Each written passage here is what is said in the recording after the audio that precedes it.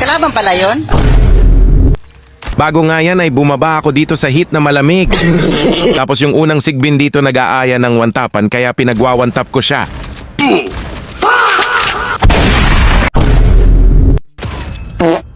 May namamaril nga sa akin ditong sigbin kaya napatago ako dito sa sulok. Sumunod nga siya dito kaya wawantapin ko siya.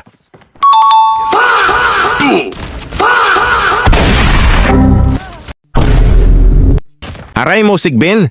Banatan ko na lang si Totoy para sa'yo. Tapos dito kinuha ko na yung full draw kong lava remix, tas yung pangmalakasan kong one tap. Tapos dito may mga Sigbin na namamaril, kaya binaril ko yung isa, tapos nakisali yung kakampi niya, kaya siya binigwasan ko. Pinuntahan ko na nga sila dito, tas yung shockwave ng zombie dito mama, kaya pinagwa-one tap ko siya. Tapos nakisali dito kakampi niya kaya napatago muna ako sa bato. Tinuluyan ko nga dito yung zombie. Tas nagulat ako sa Sigbin kaya na one tap ko siya.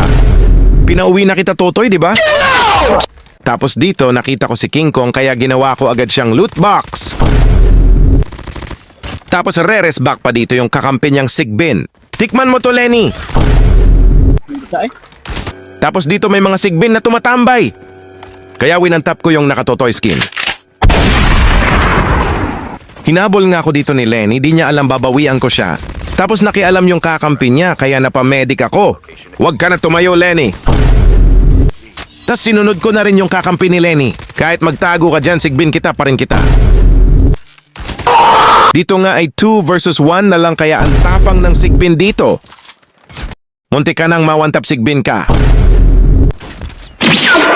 Nagulat ako, nandito na pala yung isang sigbin. Grabe, walang bala ang nasayang.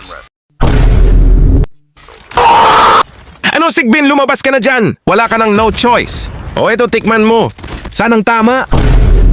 Maraming salamat sa panonood mga Sigbin kong tunay.